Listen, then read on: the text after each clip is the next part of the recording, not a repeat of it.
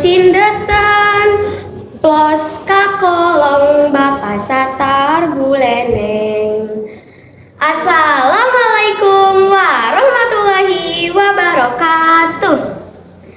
Seperti mentari yang menyinari hari-harimu dengan senyum manisku. Halo teman-teman, perkenalkan nama saya Elvira Maika. Saya dari kelas 61.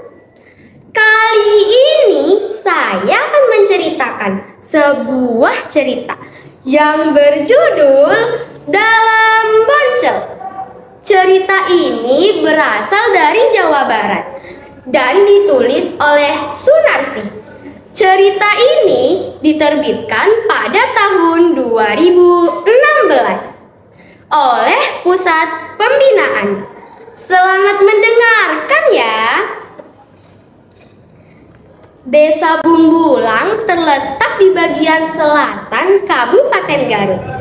Wilayah Kabupaten Garut terdiri atas daratan dan pegunungan.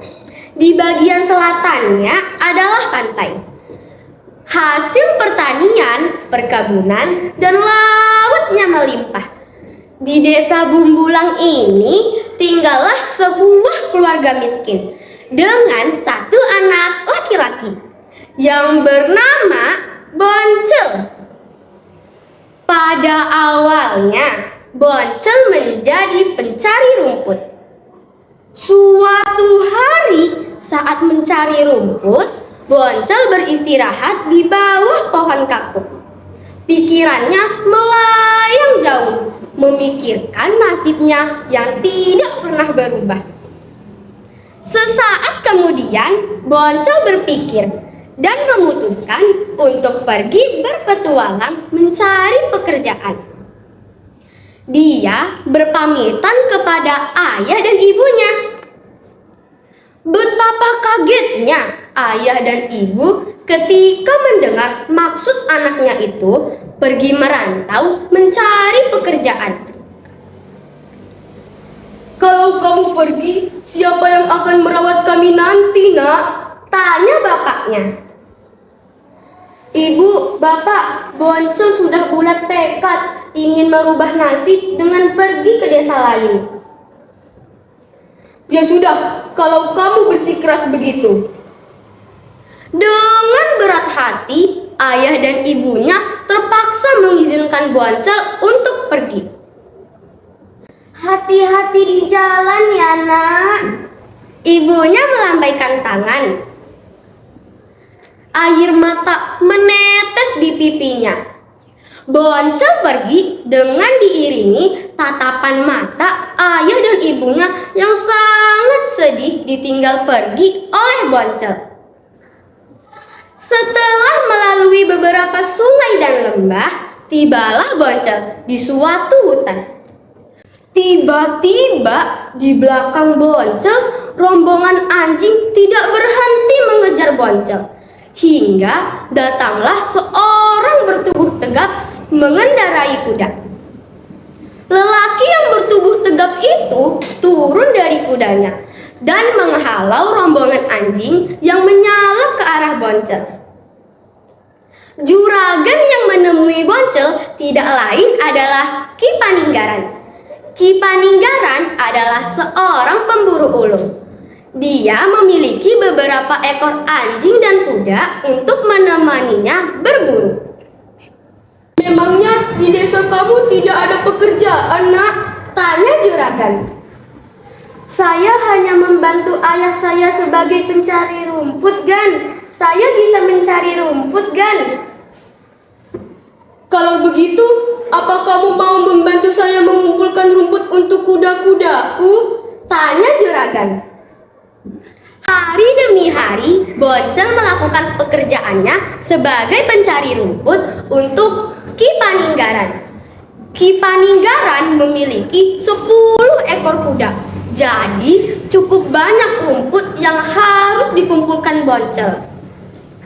Suatu hari, Boncel menemui Ki Paninggaran untuk pamit berhenti bekerja. Maaf juragan, saya tidak bisa berlama-lama di sini. Saya harus melanjutkan perjalanan saya. Boncel pun pergi meninggalkan desa Cidahu. Boncel tiba di desa yang terlihat sangat makmur. Desa tersebut adalah Desa Caringin, ibu kota Kadipaten Caringin. Boncel tidak sadar bahwa ia tidur di halaman seorang sekretaris desa. Hai anak muda, bangun, bangun! Teriak Pak Sekdes. Boncel terbangun kaget karena ada seorang yang berteriak-teriak membangunkannya. Maaf juragan, saya kemalaman, tidak ada tempat untuk menginap, jadi saya terpaksa tidur di sini. Semenjak hari itu, Boncel bekerja dengan Pak Sekdes. Setiap pagi, Boncel mengantarkan anak Pak Sekdes sekolah. Sepulang dari mengantarkan anak Pak Sekdes sekolah, Boncel lanjut mencari rumput. Pada malam hari, Boncel diam-diam menemani anak juragannya belajar. Waktu menemani dimanfaatkan Boncel untuk belajar membaca dan menulis. Den Acep, boleh saya ikut belajar? Tanya Boncel dengan malu-malu. Boleh, Mang. Memangnya Mang mau belajar apa?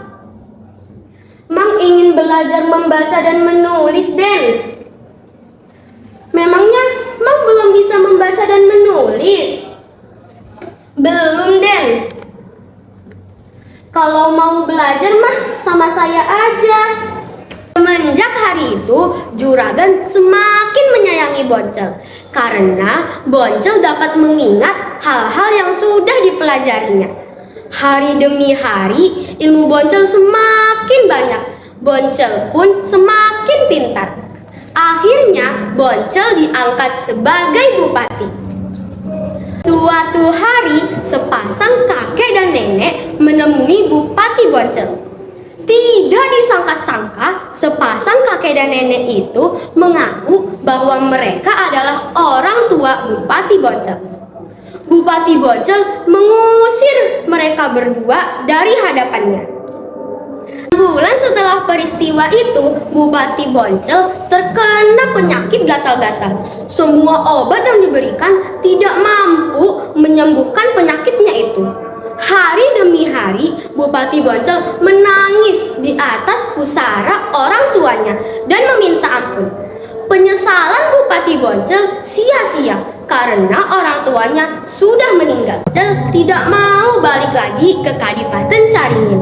Akhirnya Bupati Boncel meninggal di desa Bumbulang karena penyakitnya tidak bisa disembuhkan.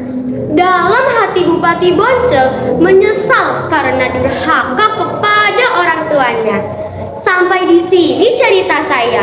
Begitulah kisah seorang anak miskin yang lupa jati dirinya, dari mana dia berasal dan siapa orang tuanya. Harta dan jabatan telah membutakan mata hatinya. Saya ada pantun nih.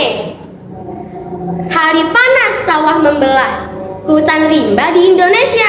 Maafkan saya jika ada salah, namanya juga manusia. Wassalamualaikum warahmatullahi wabarakatuh.